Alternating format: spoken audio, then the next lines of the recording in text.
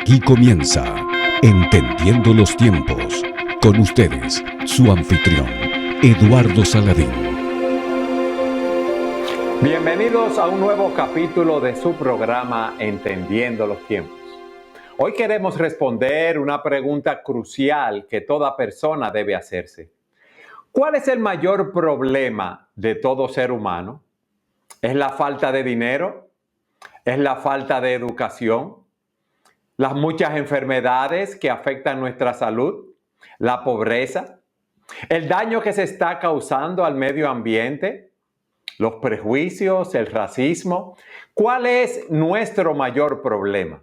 Y estad siempre preparados para presentar defensa con mansedumbre y ser así entendidos de los tiempos. Y para hablar de este tema tenemos con nosotros en este día a Sugel Michelén.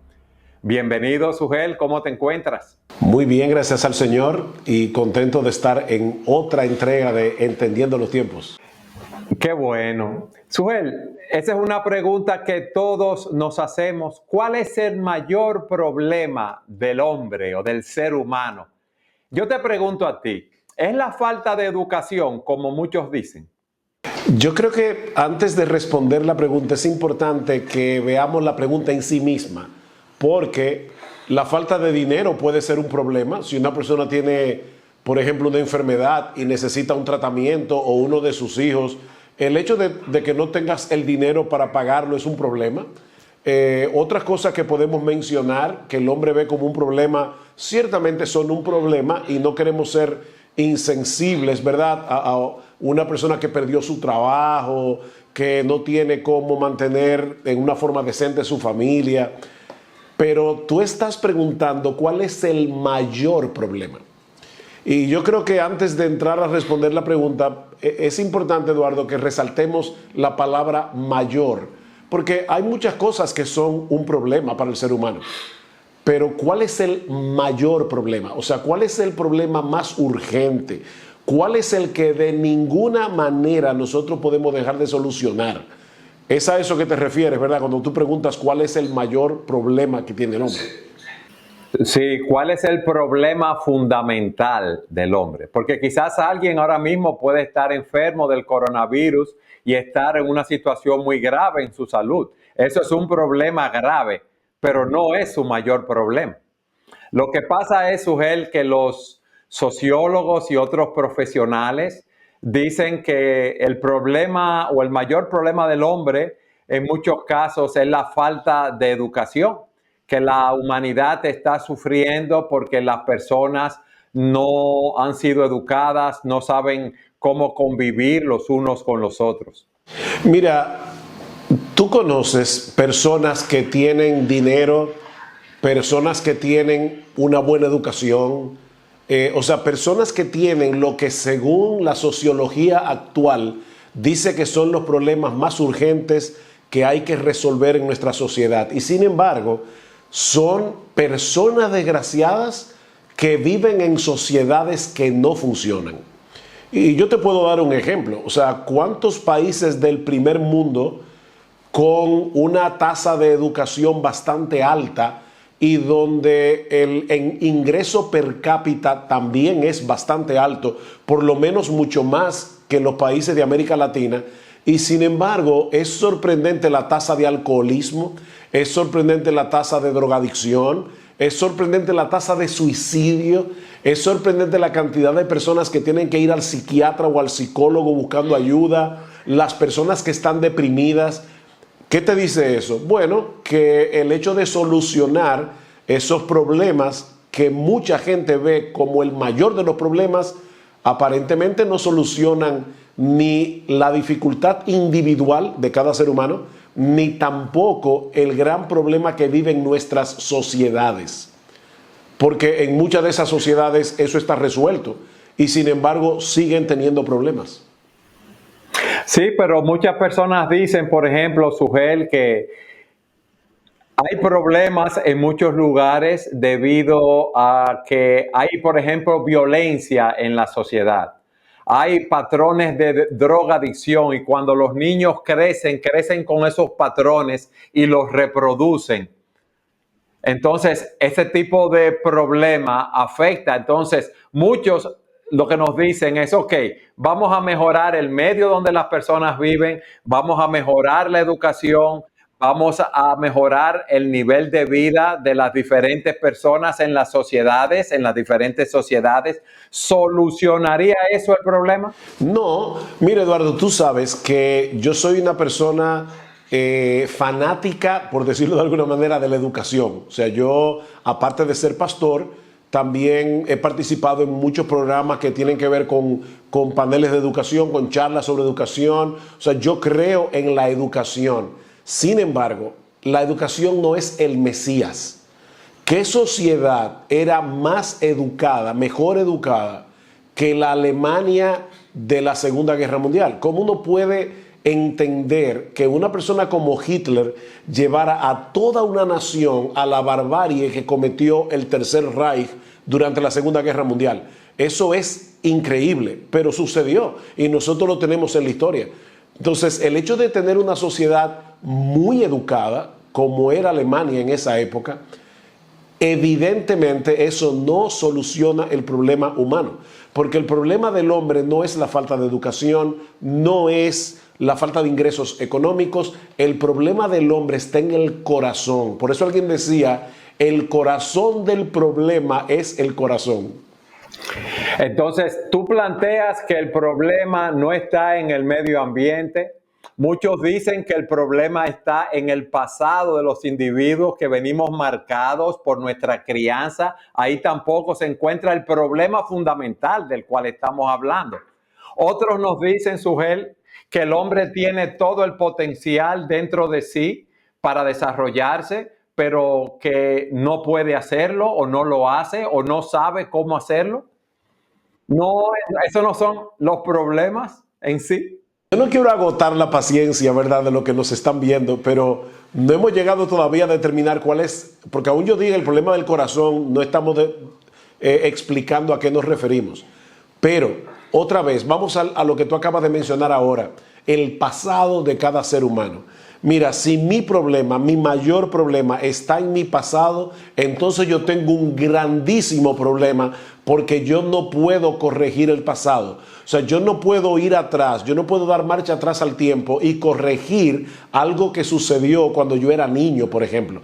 Y eso es algo que hacen muchas escuelas psicológicas, que tratan de llevarte al pasado y ver los traumas que tú tuviste. Y mira, Eduardo, otra vez, no estamos minimizando el problema que una persona puede tener por traumas del pasado. No estamos minimizando eso. Por ejemplo, una persona, una joven fue abusada cuando niña. Eso marca a una persona. Pero es bueno saber que ese no es el mayor problema del hombre. Porque si ese fuera el mayor problema, nosotros ya no podemos solucionarlo. No podemos ir atrás e impedir que ese trauma ocurra. Eso sucedió, esa persona tiene una herida, tiene un golpe que le fue dado muy brutal. Sin embargo, es una buena noticia saber que el problema del ser humano está en el corazón, porque ese se puede resolver. Y yo lo puedo resolver ahora, en el presente. Tú sabes lo que pasa, Sugel, que yo quería definir en el inicio del programa que hay problemas que son graves en nuestras vidas, como hemos visto. La falta de educación, experiencias del pasado, la influencia que ejerce el medio ambiente en nuestras vidas y muchas otras cosas más. Pero como decíamos al principio, ese no es el problema fundamental del hombre. Tú nos has dicho que el principal problema del hombre se encuentra en su corazón. Ahora, a mí me gustaría que tú respondieras esa pregunta entonces. ¿Cuál es nuestro mayor problema, Sugel? Vamos a comenzar desde el principio porque es el mejor lugar, el mejor punto de partida. Dios nos creó para su gloria y para que nosotros nos deleitemos y nos gocemos en comunión con Él. O sea, Dios nos creó para sí. El mayor problema del hombre es el pecado, porque es el pecado el que nos separa de Dios. Y es el pecado el que daña nuestra naturaleza. Y si nosotros no resolvemos ese problema, no vamos a poder resolver ningún otro problema. Déjame darte un ejemplo a nivel horizontal, es decir, a nivel humano. Imagínate, Eduardo, que yo sé que tú aconsejas a muchas parejas, yo también. Imagínate que tú estás aconsejando a una pareja de esposos que el esposo es un adúltero consumado. O sea, desde la luna de miel, ese hombre ha estado engañando a su esposa. Así que un día la esposa le dice, yo no aguanto más, recoge tu ropa y vete de la casa. El hombre se espanta por la actitud fuerte de la esposa y le dice, mi amor, perdóname, mira, yo te prometo que de ahora en adelante yo voy a ser más ordenado en la casa, yo voy a ser más cooperador, yo te voy a ayudar con los quehaceres de la casa, mira, yo voy a ser un mejor proveedor inclusive. Ahora, no me pidas que yo sea fiel porque eso yo no lo puedo hacer. Ahora, yo te prometo que todo lo demás yo lo voy a poner en su lugar. Pregunta, Eduardo, ¿tú crees que esa esposa se va a sentir satisfecha y le va a decir, ah, bueno, qué bueno, si por lo menos tú me vas a ayudar en la casa y vas a ser un mejor proveedor, yo no tengo problema en que tú te vayas por ahí con otra mujer? Bajo ningún concepto esa esposa se va a sentir agradada a su vez. ¿Por qué? Porque el principal problema de ese matrimonio no es que el hombre sea poco cooperador, que el hombre sea un mal proveedor. Ahora, de nuevo, fíjate, poniendo ese ejemplo o conectando ese ejemplo con lo que decíamos al principio, es un problema que un hombre sea un vago, que un hombre sea poco cooperador en la casa. Claro que es un problema, pero si él es un hombre infiel, ese no es el principal problema. Viendo eso en nuestra relación con el Señor, yo puedo tener dificultades en mi conducta aquí o allá, pero lo que Dios pide de mí no es que yo arregle algunos aspectos de mi vida, es que yo vuelva atrás y me reconcilie con Él y con la ayuda de su Espíritu yo pueda tratar con mi corazón para restaurar su imagen en mí que quedó destrozada, estropeada por causa del pecado. Eduardo, la razón por la que nuestras sociedades están como están es porque la imagen de Dios en nosotros quedó estropeada por el pecado y el hombre ahora es un orgulloso, es un egoísta, es un individualista. Entonces, a menos que yo no cambie ese problema del corazón que comienza primero con mi relación con Dios, yo estoy solucionando lo periférico, no lo esencial. A mí me gustaría hacer un alto ahí, Sugel. Tú nos has dicho que el hombre fue creado a la imagen y semejanza de Dios, creado para glorificar a Dios. Esa imagen ha sido distorsionada por el pecado. Pero tú no me has definido lo que es el pecado. Tú me has enumerado algunos pecados. Orgullo, egoísmo. Explícame eso. Vamos a verlo de esta manera. La Biblia dice que pecado es toda transgresión a la ley moral de Dios. O sea, cuando yo violo uno de los mandamientos morales de Dios, estoy pecando. Yo no estoy dando en el blanco, en la diana. La Biblia dice que yo debo vivir para la gloria de Dios. El principal pecado del hombre es precisamente que el hombre se ama demasiado a sí mismo y quiere su propia gloria. El hombre vive para su propia gloria. Ahora, Eduardo, vamos a ponerlo otra vez a nivel horizontal. Si tú y yo estamos tratando de agradar al mismo Dios, estamos tratando de vivir para Él, nosotros dos vamos a tener una relación más ¿cómo se puede decir? Más llevadera, mejor, más fluida. Pero si tú estás tratando de adorar a Eduardo y de darle gloria a Eduardo, y yo estoy tratando de darle gloria a Sugel, tú y yo vamos a tener un choque frontal de idolatrías, porque el ídolo tuyo y el mío están chocando de frente. Y eso es lo que pasa en la sociedad. Cada cual está haciendo lo que bien le parece. O sea, en vez de tener un patrón de comportamiento común y en vez de tratar todos de agradar al mismo Dios, cada cual está tratando de establecer su propia voluntad, de agradarse a sí mismo. Y eso es lo que nos está llevando a tener una sociedad tan dañada. Sí, pero alguien puede decir, ok, Sugel, tú tienes razón en lo que tú estás diciendo, pero entonces yo voy a cambiar mañana, entonces ya mañana yo voy a dejar de ser orgulloso, egoísta, idólatra, centrado en mí mismo y resuelto el problema, Sugel. Ya de un plumazo lo resolví con una sola resolución. Déjame ponerte otro ejemplo. Mira, Eduardo, ¿tú alguna vez has conocido a un cardiólogo, a un cirujano, que se haya operado a sí mismo de corazón abierto? No, no lo conozco todavía. Seguro tú que conoces tantas personas, debes conocer a varios.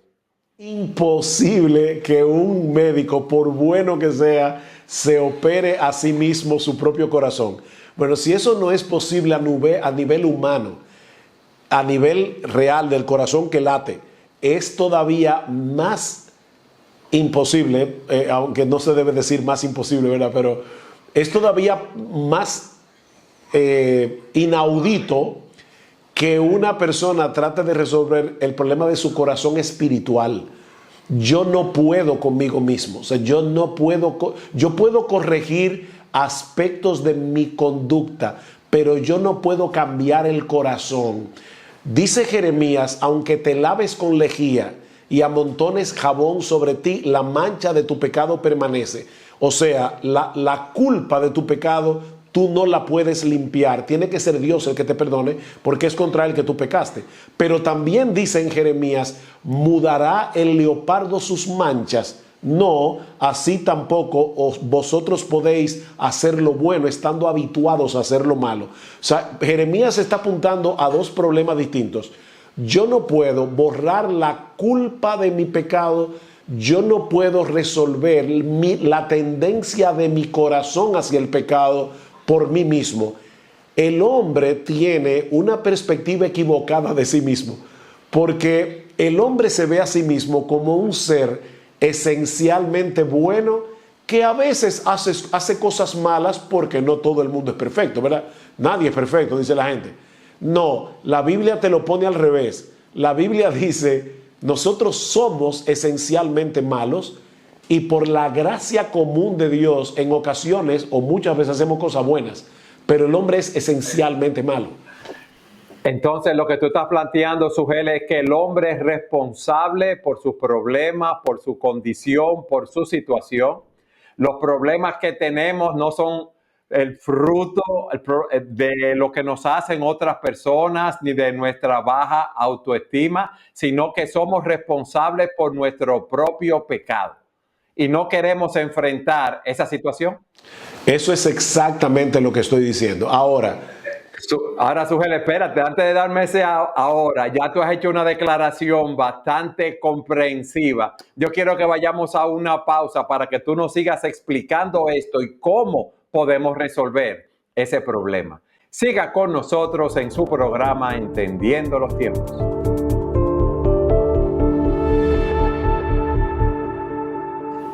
Sugel, en el segmento anterior concluimos diciendo que el hombre es responsable por su propio problema, que no debe culpar a nadie, que es responsable por su propio pecado.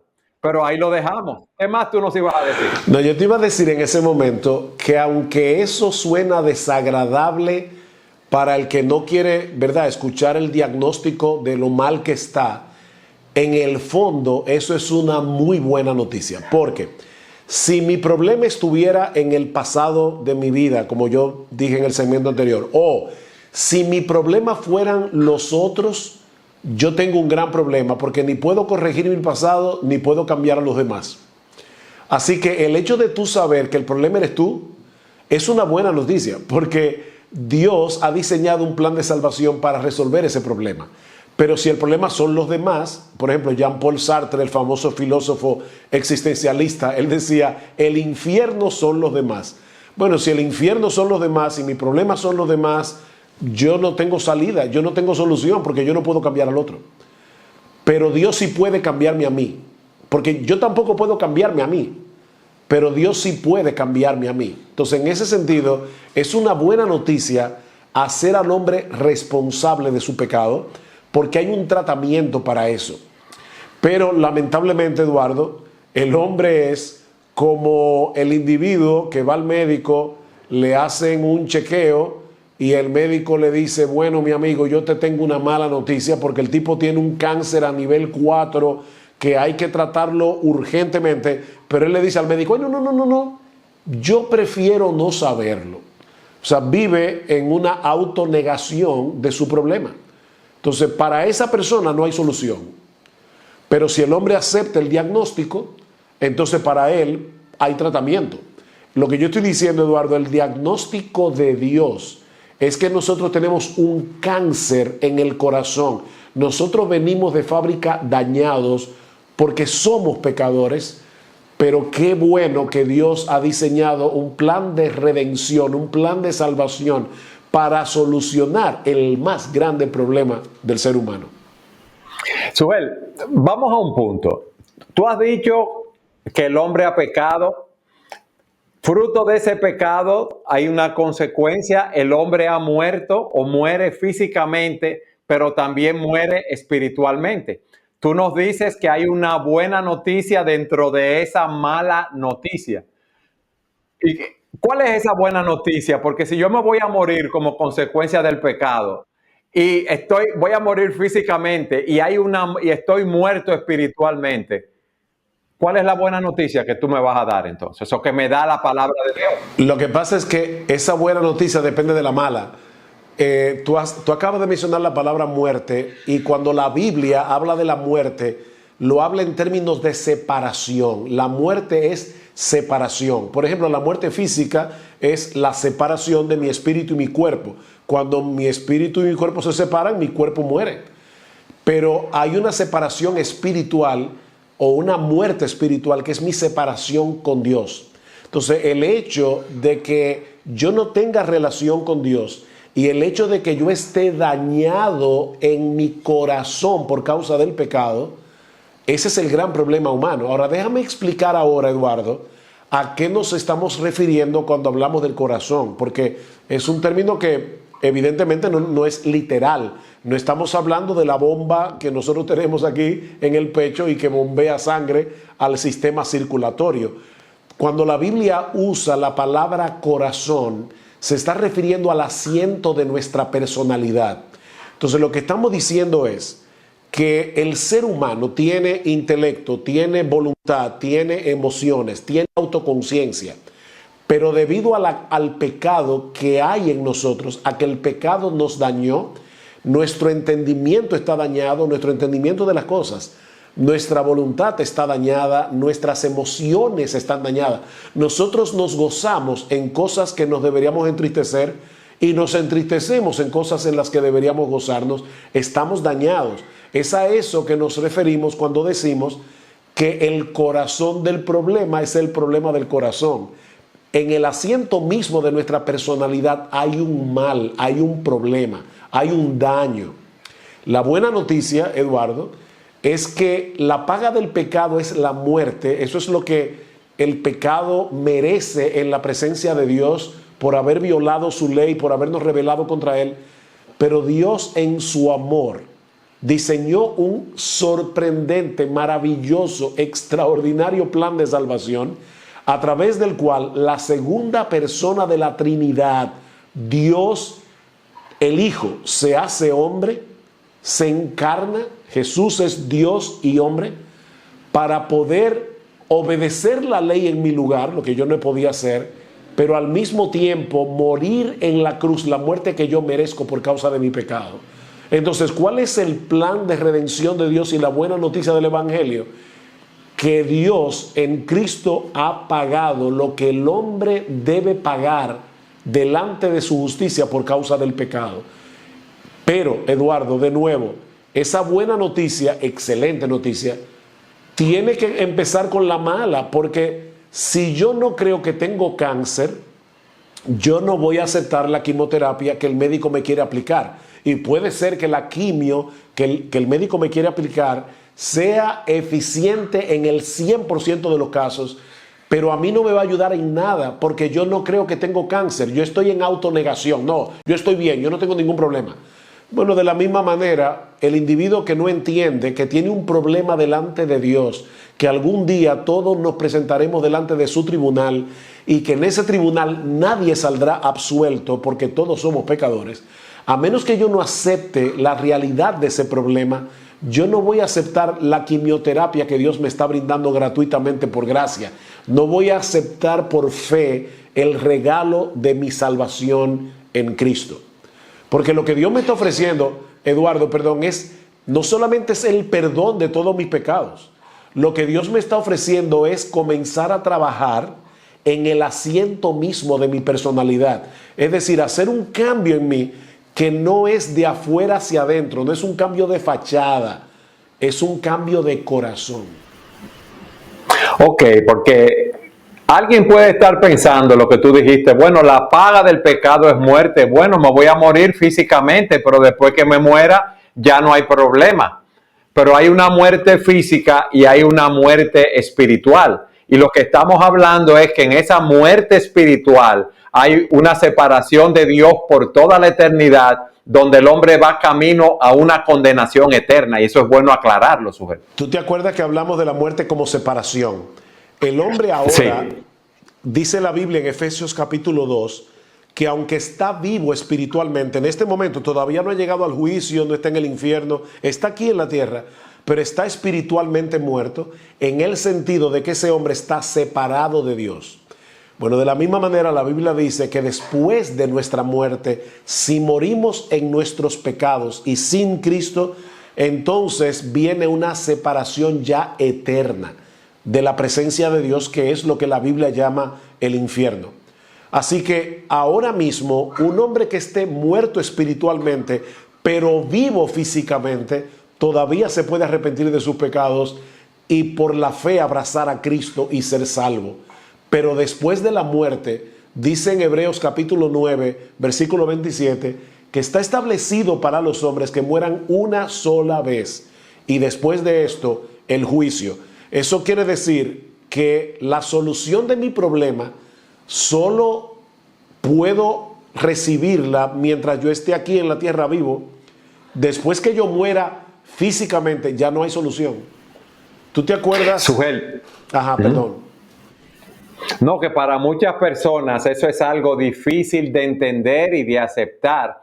El pensar que tantas personas van camino a una condenación eterna y que va a ser algo para siempre así, donde allí será el lloro y el crujir de dientes. Ese es el mayor problema del hombre, que está separado de Dios, tiene un problema del corazón. Si la condenación que le espera al hombre en su pecado no fuera tan horrible, Dios no hubiera diseñado un plan de salvación tan costoso.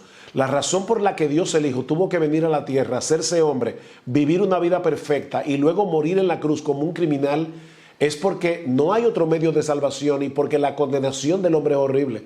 O sea, esa es la razón por la cual Dios estuvo dispuesto en su amor a pagar un precio tan alto para salvar al hombre.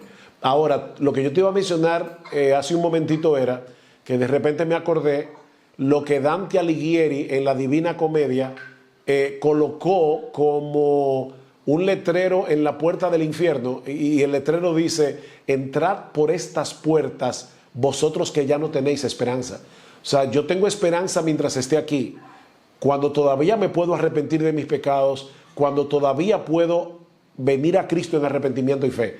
Después de la muerte física, Eduardo, ya no hay sacrificio por los pecados, ya no hay misa, ya no hay nada, ningún ritual que pueda resolver ese problema. Entonces, ¿qué podemos hacer, Sujel?